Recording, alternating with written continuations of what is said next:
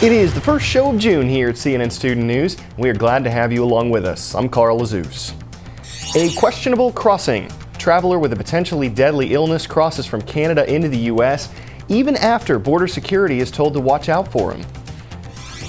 A spelling story. One of the contestants at this year's National Bee had a lot more in his mind than just spelling the words correctly. And a wizarding world. A famous school for magic may just be fiction for now, but soon Harry Potter fans will be able to get into Hogwarts for real.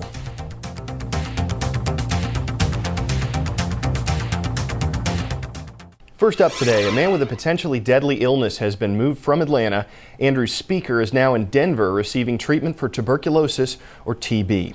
Now, his version of the disease is very rare. Speaker's been diagnosed with XDR, or extremely drug-resistant TB. Earlier this month, he traveled between North America and Europe, and he might have infected other people who were on the plane with him. So, federal health officials are trying to track down passengers from the flights so they can be tested. Now, it turns out that Speaker's father-in-law works for the Centers for Disease Control and Prevention, and one of the diseases he works with, tuberculosis. But the father-in-law says he's tested regularly for TB, he doesn't have it, and his son-in-law's illness did not come from him or from the CDC. When Speaker flew to Europe, he already knew that he had TB, and health officials knew it too. U.S. border security had even been told to keep an eye out for him. So June1 looks at how he got back into the U.S.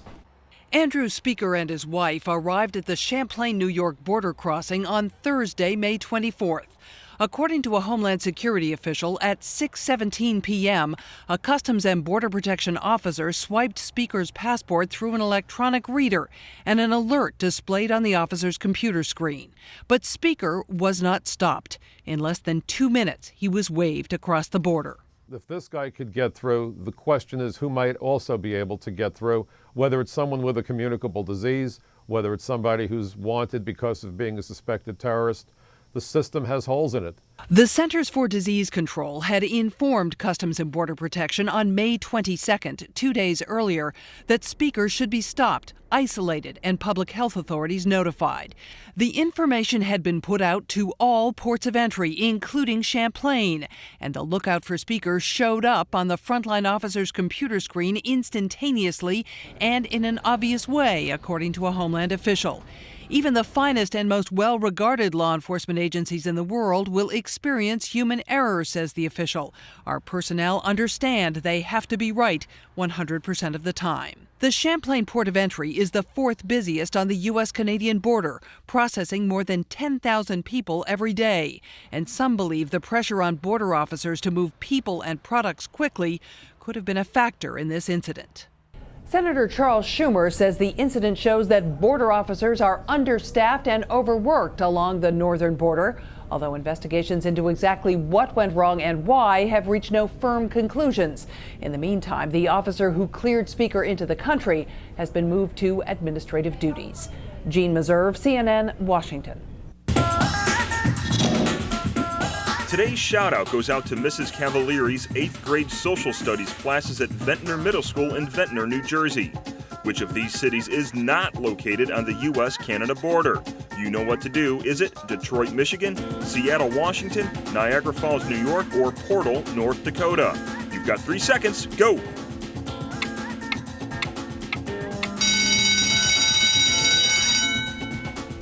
Seattle, Washington, also known as the Emerald City, is not on the U.S. border with Canada. That's your answer, and that's your shout-out.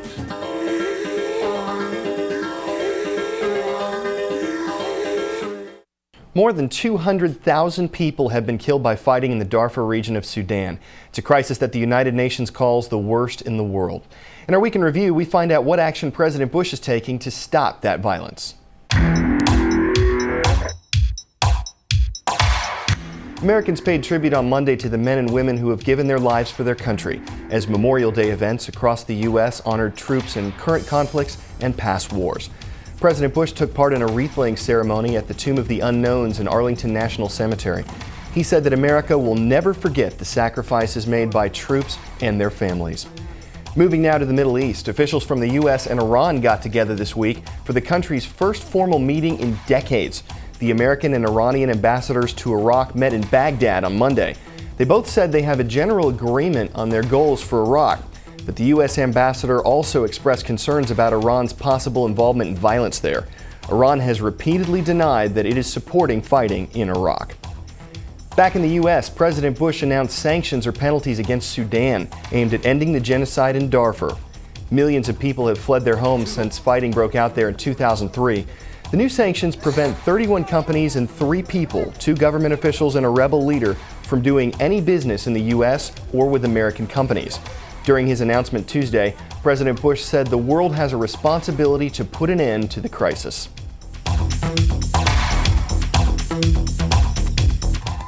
Okay, your turn.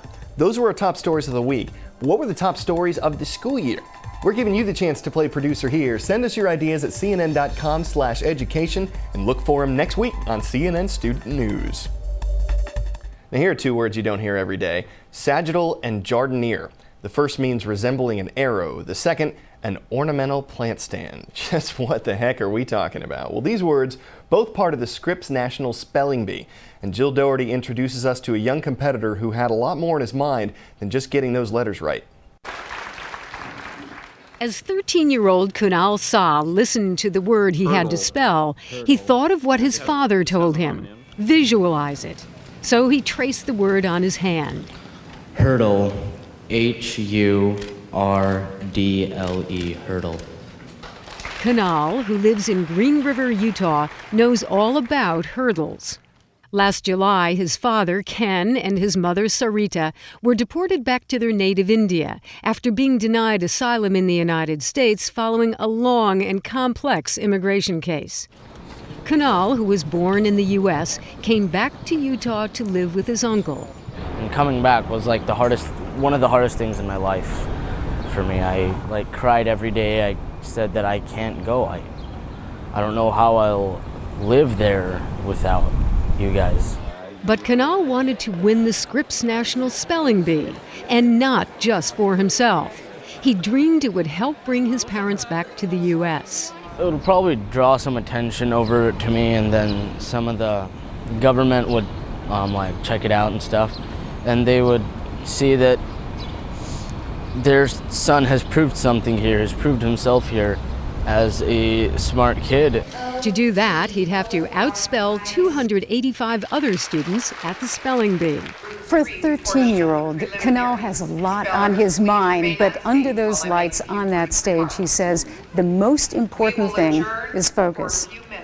But Kunal says he lost his focus in the written section of the spelling bee. And I kept thinking about how my mom and dad will get back, and how just thinking about things that I wasn't supposed to. 225, 21, 194. So Kunal won't win. His uncle is philosophical. In other words, hard work. Luck and hard work give you a chance. Yes. And so this is his last chance. And he worked hard. Kunal says he has one more goal. Now I'm going to work for Harvard for medical or business. He hopes his parents will be there to see him graduate. Jill Doherty, CNN, Washington. After hundreds of definitions, alternate pronunciations, languages of origin, and words we can't even say, much less spell, the Scripps Spelling Bee has crowned its winner.